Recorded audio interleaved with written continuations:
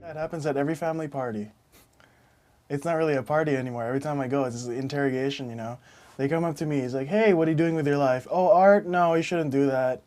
Oh, you're doing what you want and you shouldn't do that. That's not cool. Come on. How am I gonna live?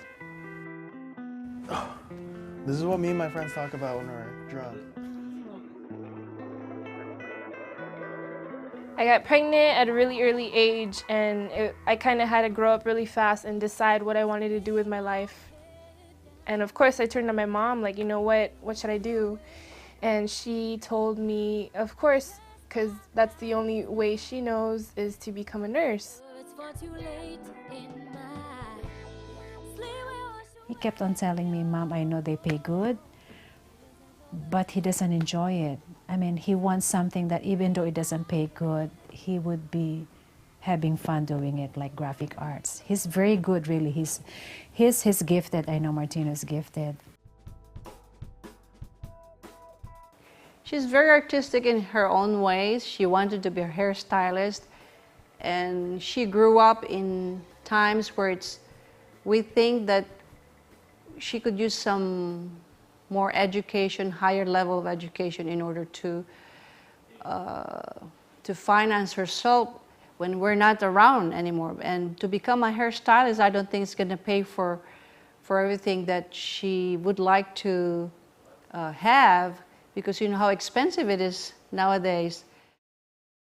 Well, when I was growing up, my mom's always like, be a nurse, or telling all my friends, be a nurse, be a nurse. Telling my brothers, be doctors. And we kind of just brush it off.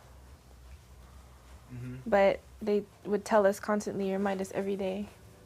It actually just hits you. You're like, maybe I shouldn't do this. And then that affects your thinking, because you wanted to do something else, but then their influence, just through their words, is changing what you want to do. And repetitively, it just happens and happens. And then you want to do something else. And then they'll tell the rest of the family, hey, my son's a nurse. Hey, my son's a nurse.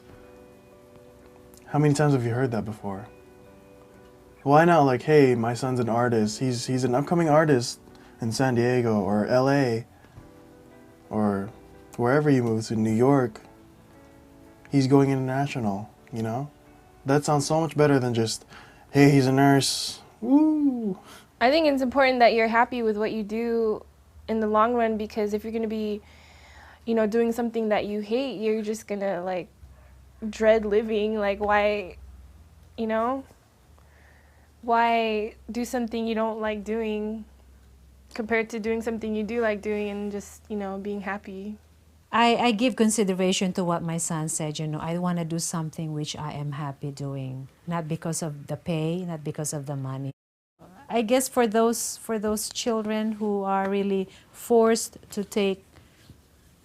study in the medical field, it's either they enjoy doing it or they are forced to do it. Because of the prestige for parents, it's a status symbol. It pisses me off sometimes because it's kind of like her dream and not mine. But some parents are stubborn and they don't want to meet in the middle. They want to stick with their culture, and you know, this is how Filipinos do it. All Filipino women are nurses. All Filipino guys, you know, go to the Navy or something. Go in the service. Who wants to go in the service right now? You must be stupid. Yeah, they tell me what to do with my life. I mean, thanks for the help. It's a guideline, but I'm not gonna exactly do that because I'm not gonna enjoy that. It's like they don't see like stability in those jobs. So of course they're gonna tell you, you know, be a nurse or go to the military, something where you can get like stable money, and that's the only route they know. It's like a clash of generations, because we're in a time where we might know what's good for us, and they haven't been here because it's never happened yet. I mean, times are changing, yes, and we're living in the times that they're not experiencing. And so we're trying to inform them at the same time. They're trying to inform us on what they lived in, but it's not the same. So it's two different things trying to coexist. But then one of them is present and one of them already happened. They just want what's best for you, but sometimes since of the generation gap, like I said, it's hard to get across. It's hard to get what they feel across to you. Our parents just want what's best for us, and